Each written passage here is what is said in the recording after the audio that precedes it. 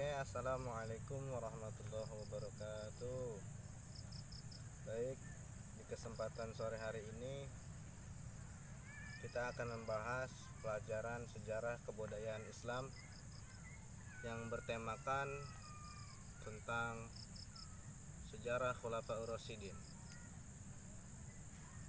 Baik, kita bahas secara mendasar apa itu pengertian Khulafaur Rasyidin. Khulafaur Rasyidin yaitu berasal dari dua kata, yaitu khulafa dan ar-rasyid.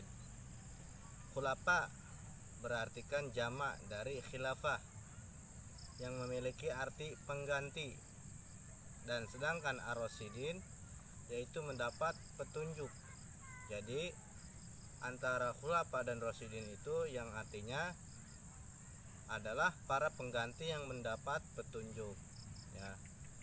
Khulafaur Rasyidin ialah para pemimpin yang menggantikan tugas-tugas Rasulullah SAW sebagai kepala negara, kepala pemerintahan, dan pemimpin umat, ya. Adapun tugas kenabian tidak bisa digantikan, bagaimana Allah berfirman dalam surat Al-Ahzab ayat 40 yang berbunyi, A'udzubillahi minasyaitonirrajim, maka Muhammadun aba ahadim mir rijalikum walakin Rasulullah wa khataman nabiyyin wa kana Allah bikulli syai'in alima, yang artinya Nabi Muhammad itu sekali-kali bukanlah bapak dari seorang laki-laki di antara kamu, tetapi dia adalah Rasulullah dan penutup para nabi, dan adalah Allah Maha mengetahui segala sesuatu. Rasyidin jadinya para khalifah yang sangat arif dan bijaksana. Mereka adalah keempat sahabat Nabi Muhammad SAW yang terpilih menjadi pemimpin kaum muslimin setelah Nabi Muhammad wafat. Adapun yang pertama menjabat jadi pemimpin ketika Nabi Muhammad wafat yaitu Abu Bakar As-Siddiq radhiyallahu anhu. Nama aslinya adalah Abu Ka'bah. Kemudian Rasul menggantinya dengan nama Abdullah. Nama lengkapnya yaitu Abdullah bin Abi Quhafah At-Tamimi. Terlahir pada pasangan Utsman Abu Quhafah bin Amir dan Ummu Khair Salma binti Sahar yang berasal dari suku Taim, suku yang melahirkan tokoh-tokoh terhormat, ya. Jadi Abu Bakar itu terlahir dari suku-suku yang terhormat, ya, yang bijaksana, yang dermawan. Jadi pantas untuk menggantikan pemimpinan setelah Nabi wafat.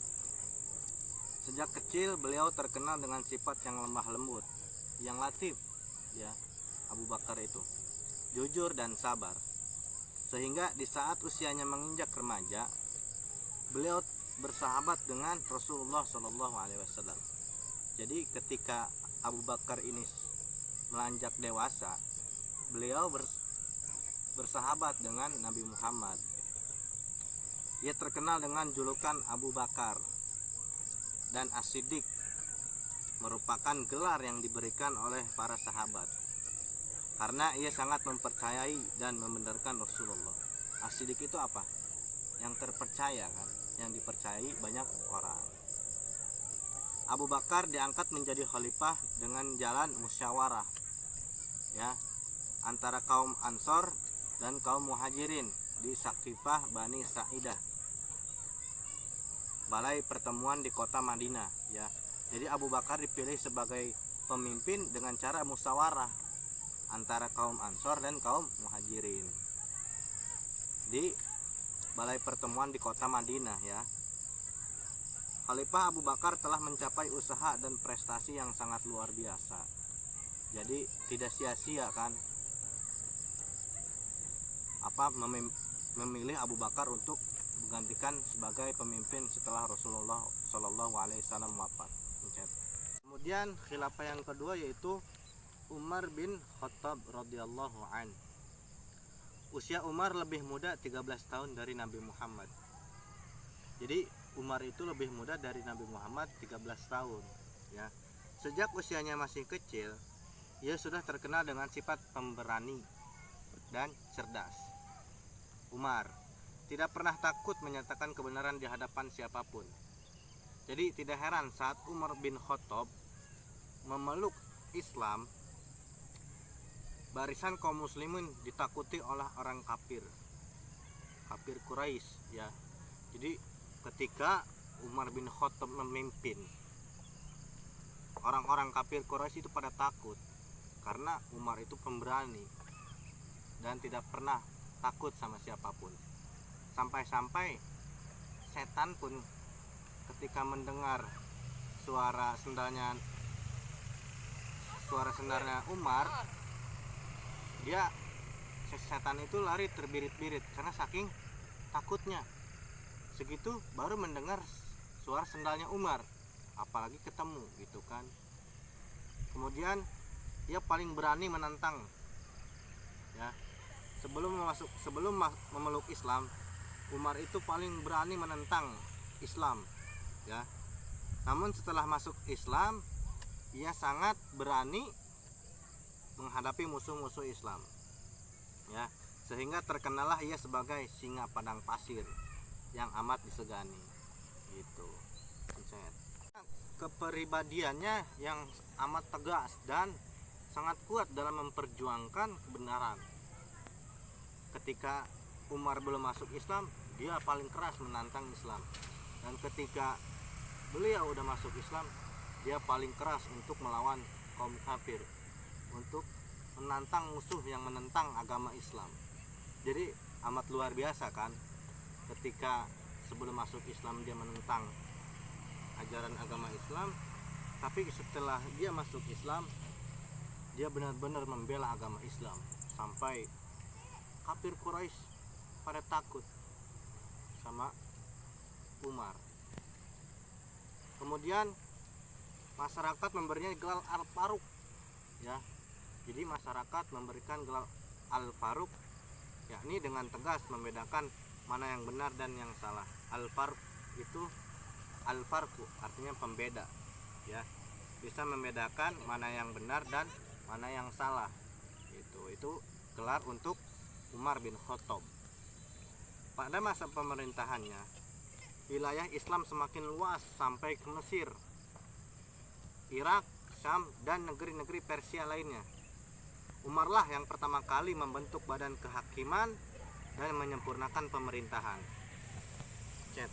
Nah, kemudian Umar wafat pada usia 63 tahun.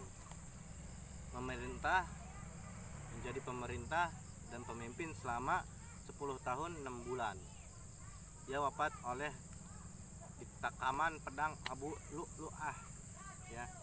Jadi Umar itu meninggal karena dibunuh oleh Abu Lu'lu'ah, seorang budak milik Al-Mughirah bin Syu'bah saat sholat subuh. Nah, jadi Umar itu wafat ketika sholat subuh ya, ditekam oleh budak milik Al-Mughirah bin Syu'bah ya, yang namanya Abu Lu'lu'ah. Kemudian yang ketiga itu ada Utsman bin Affan radhiyallahu anhu.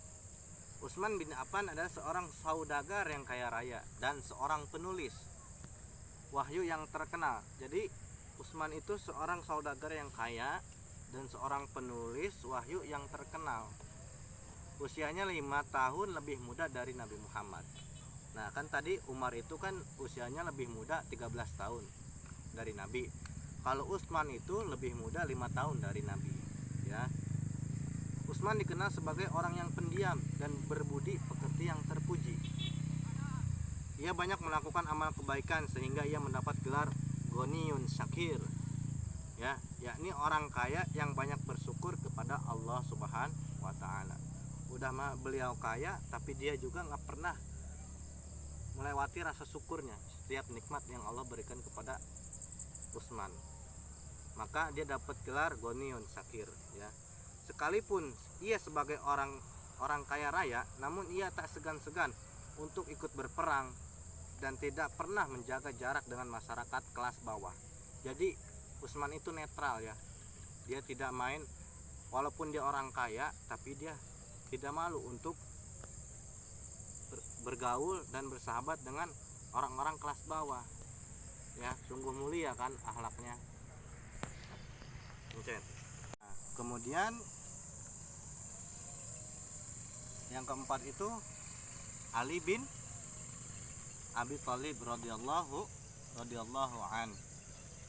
Beliau dilahirkan di kota Mekah pada tanggal 12 Rajab tahun ke-30 setelah kelahiran Nabi Muhammad sallallahu alaihi wasallam. Ibunya bernama Fatimah binti Asad. Ibunya memberi nama Al-Haidarah yang berarti Asad atau singa. Kemudian ayahnya menggantikannya dengan sebutan Ali ya.